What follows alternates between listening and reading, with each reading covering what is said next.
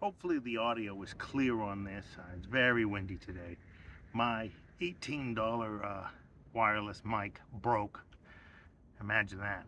So this may end up being a voiceover. You must have seen plenty of YouTube videos about setting up a quick camp shower, portable shower. You've seen them on Amazon. Basically a bucket bag hanging from a tree. Sometimes they're dark colored to warm up in the sun. And you're supposed to shower under the tree. And sometimes, you can get a portable surround for it. And sometimes the video, they'll make their own out of a tarp or something for a little privacy. It makes a great YouTube video. It's a nice, simple project. It's interesting to watch. And it can be done in a 20-minute video. But I don't think anybody uses these long term. I mean, it's pretty terrible. You're showering outdoors. You have to get fully naked because you're pouring water over your head. You're standing in the mud, and it's windy, it's cold. And I think where this came up from is people want hygiene, and they look at their home, see a shower, and want to duplicate that in the outdoors. But that's kind of circling back around again, because before there was running water and hot water in our homes, people used to bathe, take sponge baths. You had a wash basin on your dresser at night. And that's what we should go back to when you're in the wild and you need to wash, not trying to make some sort of a shower. So out here off grid, all you need is a bucket with, I don't know, about a quart or two of water. You don't want too much water. If you dirty your water, you're better off using more fresh water and changing it out instead of dealing with a big basin of water. If it's wintertime, a quart or two is very easy to heat over a camp stove. And in the summer, you probably don't even need to because there's not that much water to cool you down.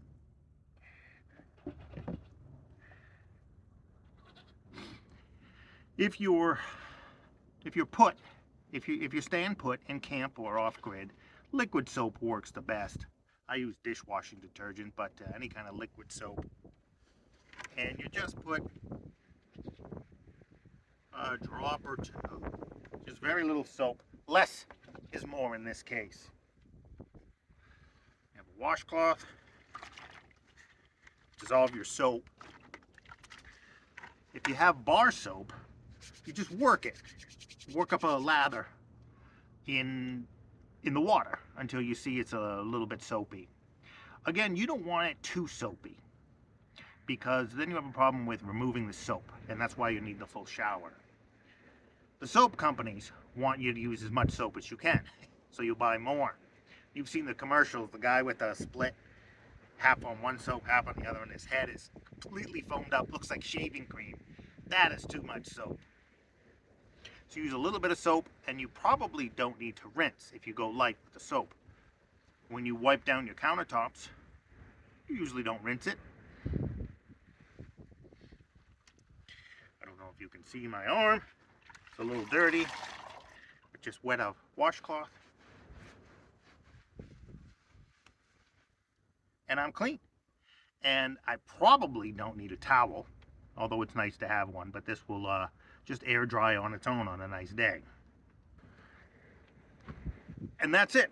It removed all the dirt. This was I don't know if you can tell on the camera, but I was playing with my goat, so this was a very dirty arm, and it's clean now.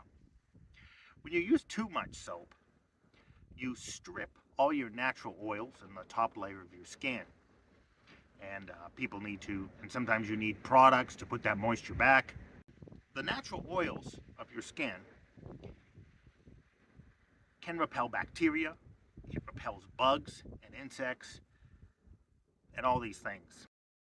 I know people who go hiking freshly showered with these perfumed soaps are usually a mosquito magnet. Every bug in the world, every horsefly lands on their hair and stuff. Another advantage, you don't have to remove all your clothes. I won't demonstrate a full shower here, but you can do your arms while you're fully clothed. You could pull up your pant legs if it's very cold and do your lower legs and your feet. Take off your shoes. You can take your shirt off, just do the top half quickly, and then reverse that for the bottom half. So you may not need that level of privacy because you're not fully unclothed. You won't be as cold or as exposed. It's just a far more practical situation. The only thing a sponge bath might not work for is your hair. Now I have very short hair at the moment, so I think I could probably clean it with the soapy water. But if not, just a drop of soap on moist hands is enough to lather up. And again, you don't want a tremendous amount of soap. You're better off washing twice than having all that soap gets in your eyes, gets everywhere, bad for the environment. Quickly lather up, and then a small amount of water.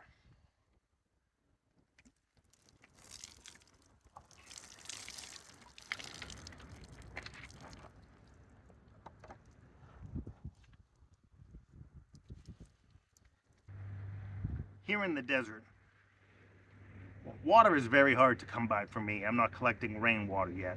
I have to haul everything in.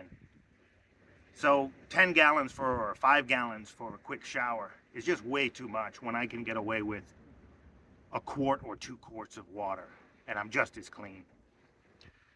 So all of this might seem obvious, might seem silly to make a video about this, but I think some people have lost some of the old arts. Just a quick video to offer my opinion on off-grid showering.